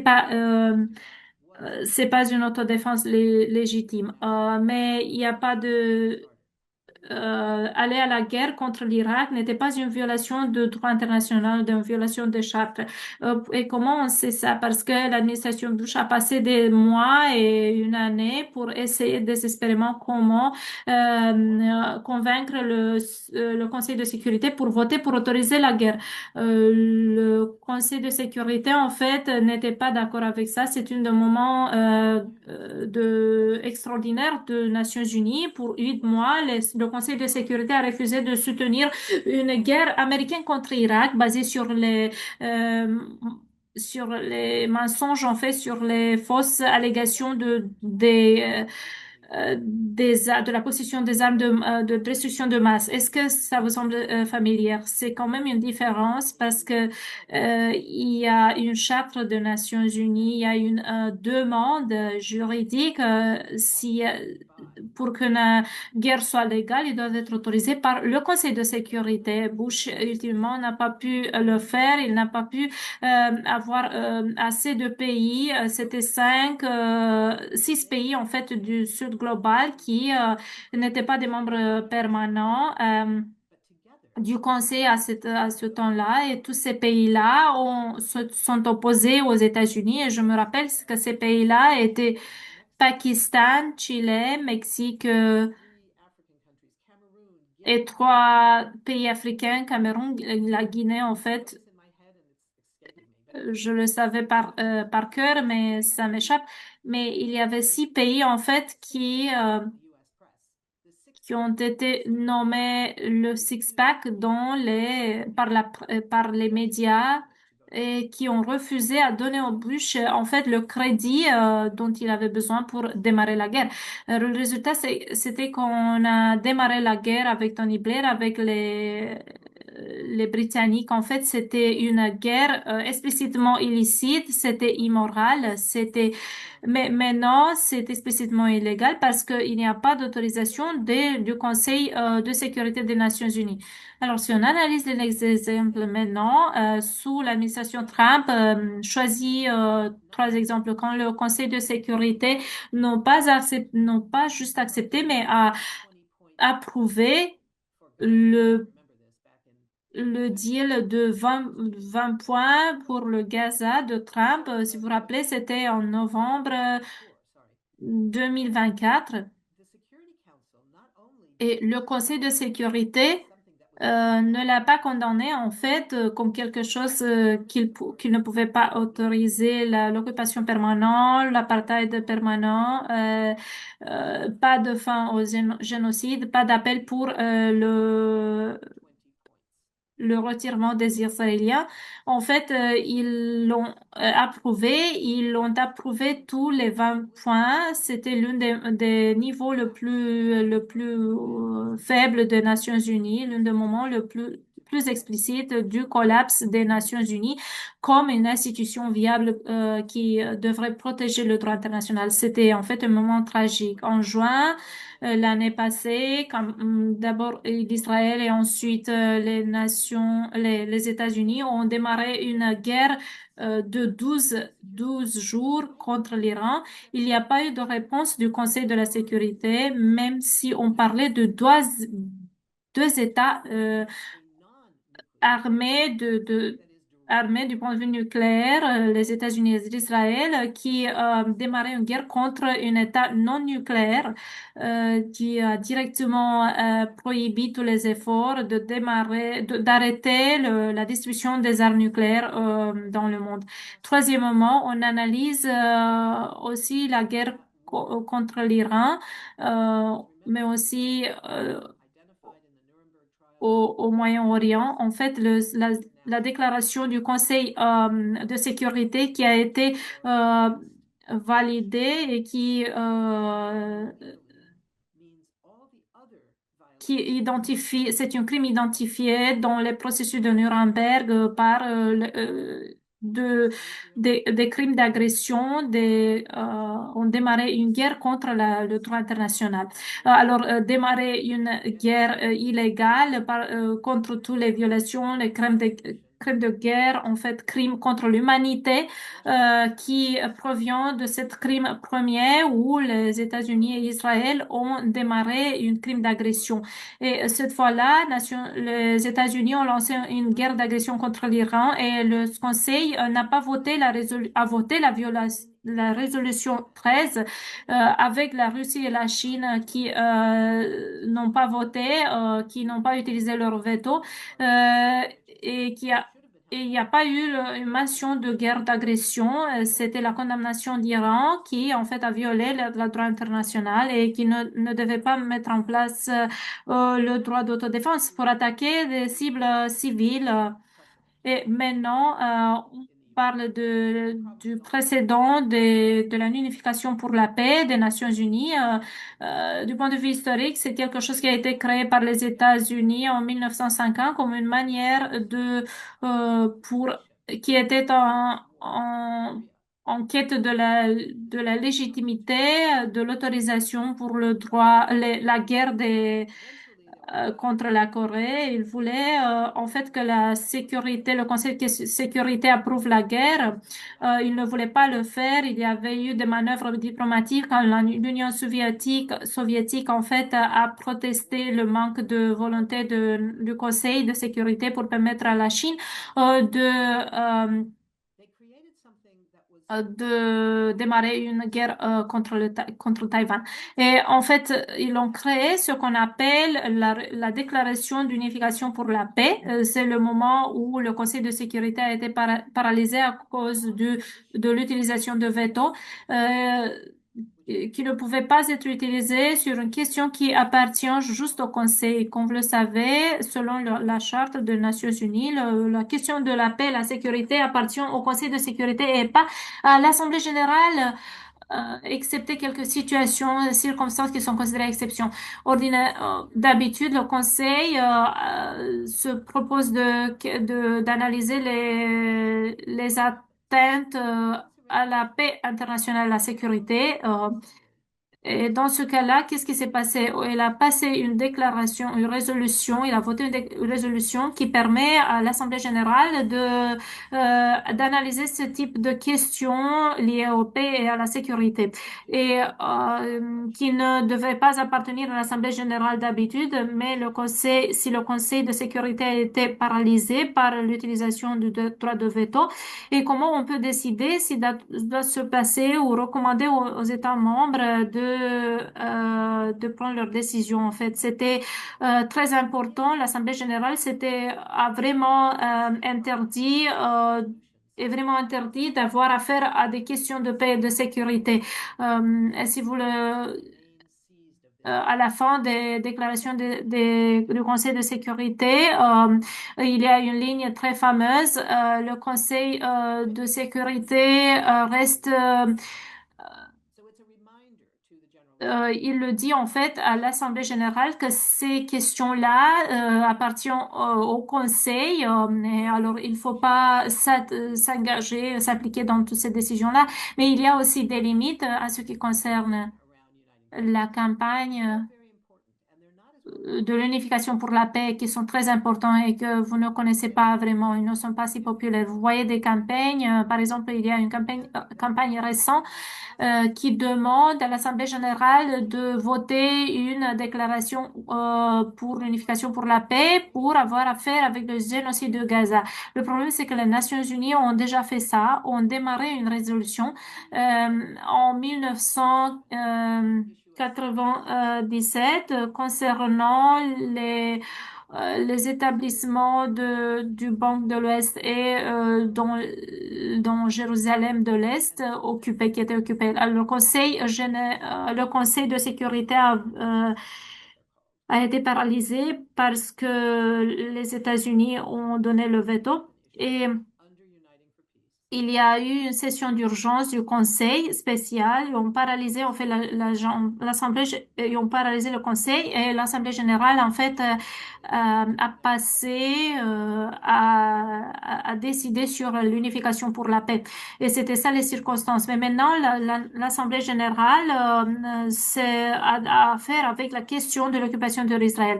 Et il y a eu des sessions d'urgence pendant toute cette période-là et chaque membre de l'Assemblée générale peut en fait convoquer une réunion de l'Assemblée générale pour se retourner à la session d'urgence, à la 10 session d'urgence pour prendre ça en considération. Et en septembre 2024, l'Assemblée générale a fait ça, cela. Alors le contexte, c'est que ça se passe après que la Cour internationale pénale de Hague ont,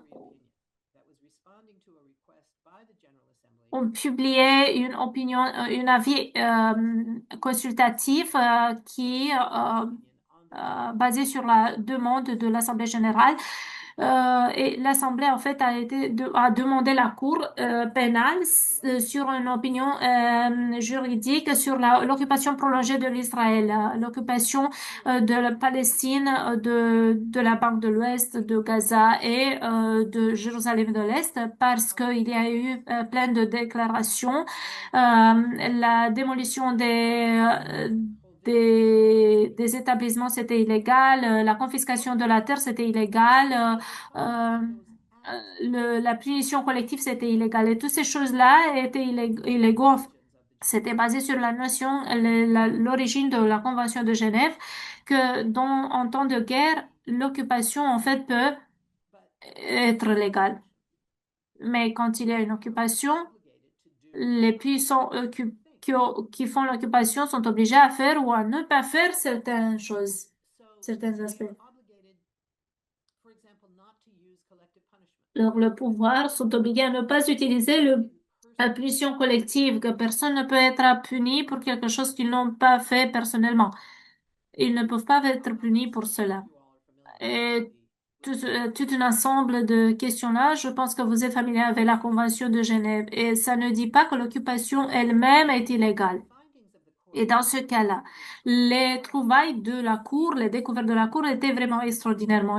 Ils ont surpris tout le monde, même si on était convaincu que la Cour va dire, en fait, à cause de la période de temps, cette occupation est vraiment illégale. Et la Cour a dit tout cela et il a dit aussi qu'il faut se rendre responsable comme résultat de ces crimes. Alors, il a mentionné toute une série qu'Israël devrait faire, une série que tous les autres devaient faire, les membres des Nations Unies, les membres de la Cour pénale internationale avaient des obligations selon la loi internationale, selon cet avis euh, qui devrait en fait terminer l'occupation de l'Israël. Le problème, c'est que la Cour pénale n'a pas, comme par exemple l'Assemblée générale, n'a pas un pouvoir de renforcement. En fait, il n'a pas une force de police, il n'a pas un processus qui peut en fait il n'a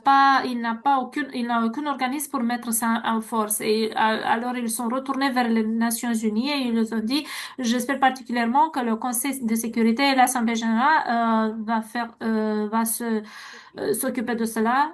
Il y a eu un très vite veto et tout ça s'était réglé et tout ça est allé vers l'Assemblée générale et un mois plus tard en septembre, l'avis a été publié en juillet 2024 et en septembre, l'Assemblée générale vote une déclaration extraordinaire qui, parmi d'autres, invoque à ce que la Cour pénale a mandaté dans son opinion juridique et il a ajouté tout ce que la Cour pénale a légiféré dans une opinion qui n'était pas consultative mais qui était vraiment euh, qui impliquait le droit international et qu'il ne pouvait pas mettre en application de manière physique et qui incluait toutes les motions préliminaires qu'on a imposées sur l'Israël avant de faire une décision finale.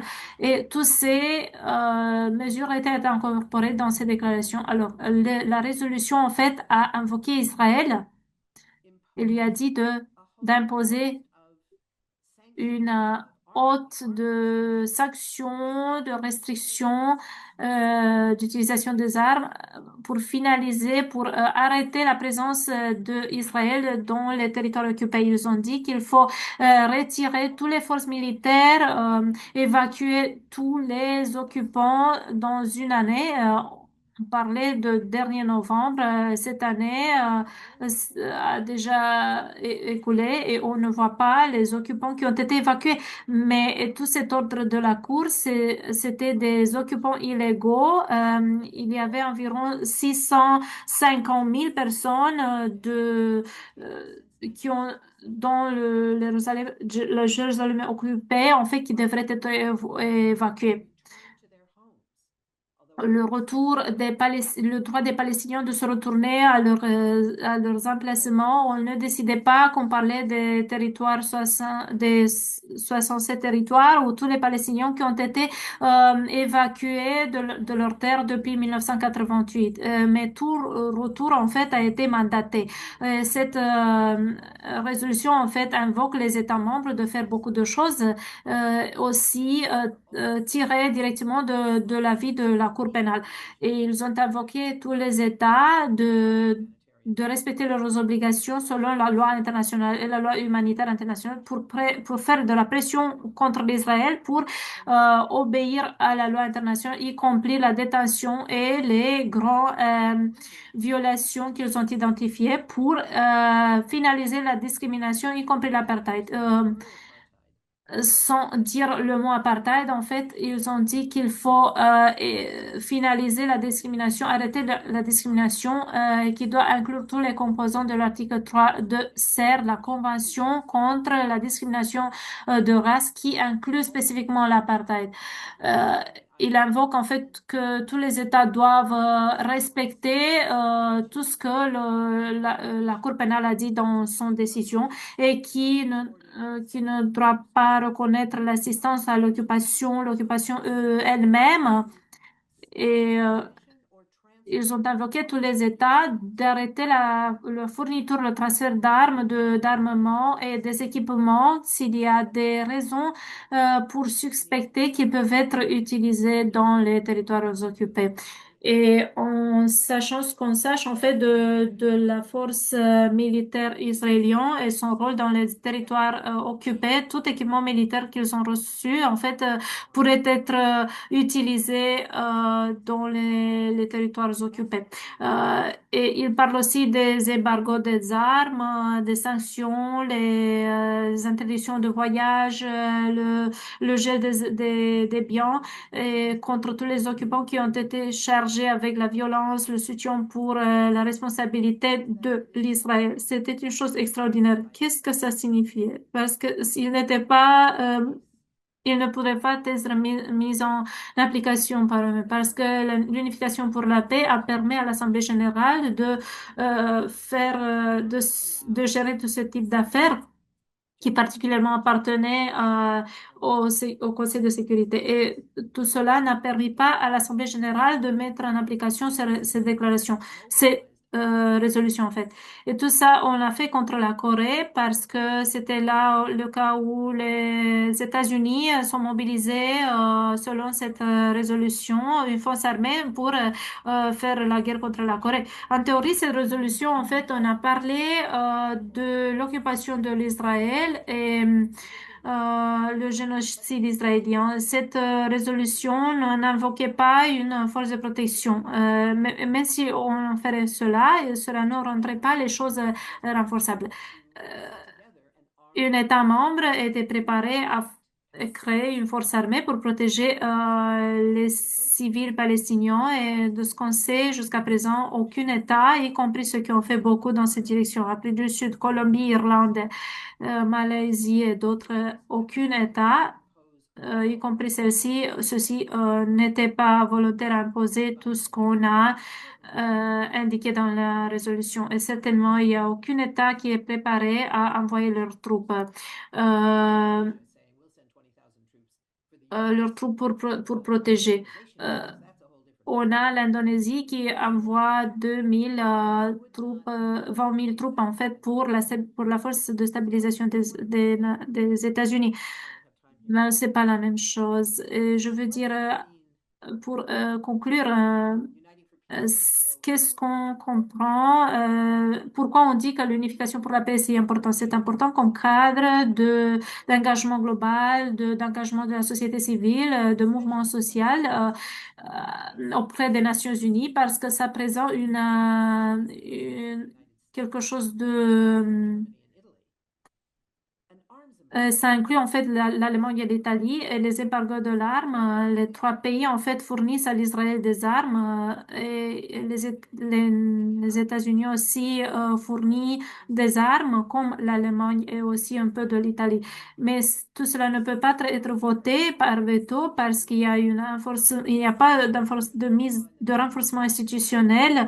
On a besoin du mouvement qui fait de la pression, une pression de la société civile, un mouvement de pression sociale. Ce qu'on a fait pendant le 1990 autour de l'apartheid de l'Afrique du Sud. On reconnaît qu'il y a les premières étapes qui ont été faites par ces pays-là. Et il y a une sorte de pression qui démarre, qu'on peut construire à travers d'autres pays. On a besoin de mettre en application tout cela, toutes les résolutions existantes, et ça signifie qu'on a besoin du mouvement global contre le génocide d'Israël, contre l'apartheid de l'Israël, contre les États-Unis et Israël et la guerre d'agression. Et tout ce chose-là, il faut mettre en application la loi internationale et en tant qu'institution, ça doit venir de nous parce que ça ne peut pas être fait par les organisations présentes. Merci Phyllis pour nous avoir placés dans un contexte historique et nous avoir parlé de comment Donald Trump en fait a défié en fait la charte à une autre degré en fait. Je veux basiquement poser deux questions qui font partie du même sujet. Le premier c'est pourquoi l'unification pour la paix n'a pas été convoquée, pourquoi l'Assemblée générale n'a pas été convoquée selon vis-à-vis de la guerre d'agression des États-Unis et de l'Israël contre l'Iran et quels sont les pays qui ont été convaincus à défier les États-Unis et convoquer sous l'unification pour la paix. Et je pense qu'un pays a besoin d'initier tout cela. Et Donald Trump fait de la pression contre les pays de NATO, de l'OTAN, pour utiliser la force armée et contre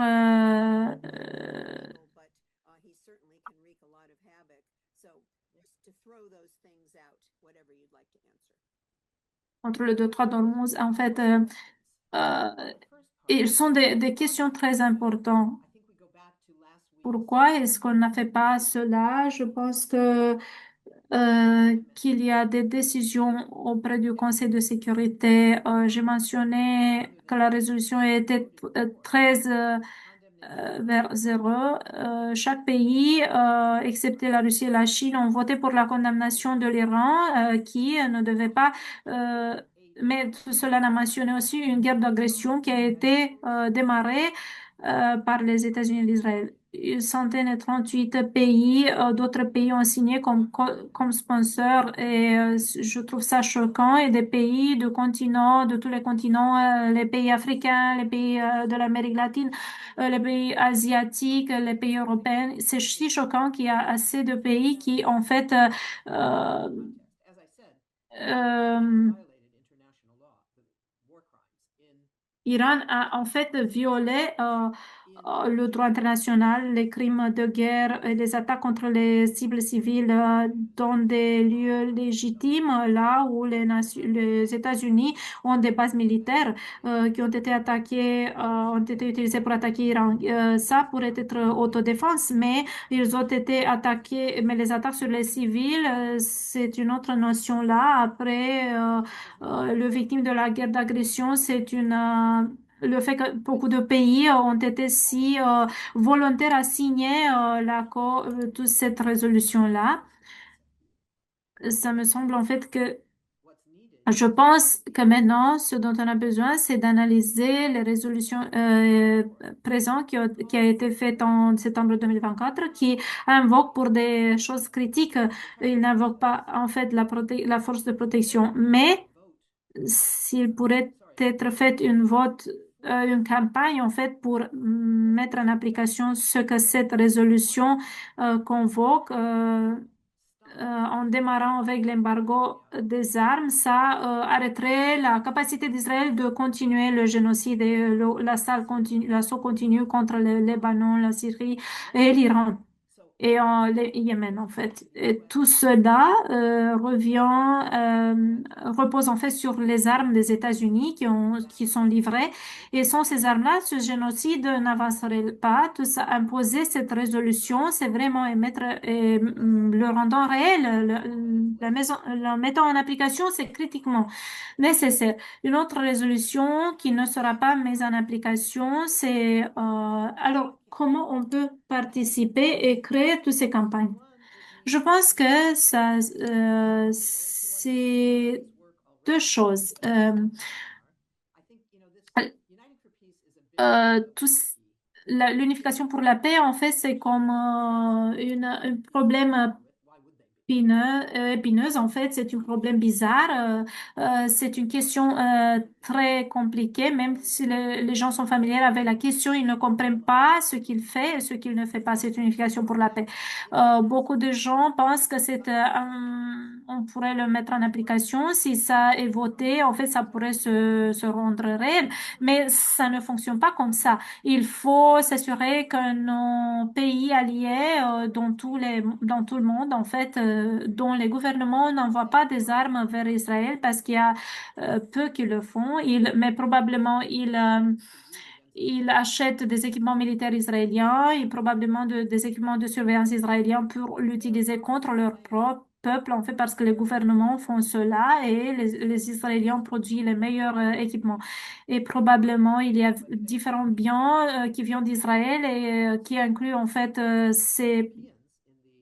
parce que les Israéliens en fait refusent de marquer s'ils sont produits en Israël ou pas. Et ce phénomène se passe dans les pays européens. Euh, et l'accord de l'association dit qu'il y a un contrat de commercial sans tarif, sans impôt, qui inclut les biens produits dans des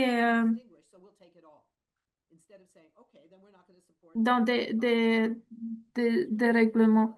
Alors, si on dit qu'on va pas acheter aucun produit d'Israël, s'ils ne disent pas quel est le lieu de production, en fait, si on pourrait faire cela, il y a plein d'options si surtout des gens de cette session qui sont des avocats, des travailleurs juridiques, des activistes des droits humains, des gens qui gèrent la loi dans différents endroits. Informer les gens qu'il faut aller vers le gouvernement avec cette liste parce que c'est un menu des sanctions et dire il faut faire toutes ces actions-là. Quelques-unes ne s'appliquent pas parce qu'on ne fait pas ces choses qui sont si erronées. Mais on peut arrêter ces actions mauvaise et on ne veut pas faire partie de la cohorte des pays euh, qui, euh, qui soutiennent le contraire. Deuxième partie, c'est quelque chose qu'il faut faire aux États-Unis. Pour ceux qui sont aux États-Unis, il faut se concentrer sur notre propre gouvernement. Je sais qu'il y a plein de gens qui m'invitent, par exemple, de comment travailler sur les Nations Unies, comment on fait de la pression sur les Nations Unies. On ne peut pas dire beaucoup de choses aux Nations Unies. Par exemple, là où la situation où les rabbins ont participé au ceasefire dans le Conseil de sécurité aux arrêts-feu. C'était un moment extraordinaire, mais je sais qu'il y a plein de frustrations aux Nations Unies, des frustrations légitimes concernant notre manque d'habilité de faire notre gouvernement de répondre à ce qui est l'opinion publique très populaire. Mais c'est quelque chose qu'il faut faire, il faut le changer, ça va prendre beaucoup de temps, c'est frustrant quand même, mais c'est intéressant de travailler auprès des Nations Unies parce qu'il y a là des ouvertures, il y a des pays qui prennent le droit international au sérieux et j'étais privilégiée de travailler avec quelques pays comme ça. Mais à la fin de la journée, en fait, notre obligation, c'est dans notre pays et c'est plus intéressant de travailler auprès des Nations Unies, mais c'est plus important pour nous aux États-Unis. Et ça ne s'applique pas dans le reste du monde de se concentrer sur ce qu'on fait chez nous. Je haïs de dire cela, mais je pense que c'est vrai. Je peux pas. Je suis d'accord avec vous, Phyllis, et je veux vous remercier. Je sais que vous n'étiez pas capable d'être présent en personne, mais bien sûr, vous êtes membre du comité scientifique de l'Académie de droit international et une ressource très valeureuse. Merci beaucoup. Je vous apprécie. Au revoir. J'apprécie votre contribution. Au revoir. Alors, on est à peu près à la fin de la session, mais c'est une question pour Camilo. Camilo, quel est le rôle du capital financier américain dans la militarisation croissante de la production et de la distribution de drogue?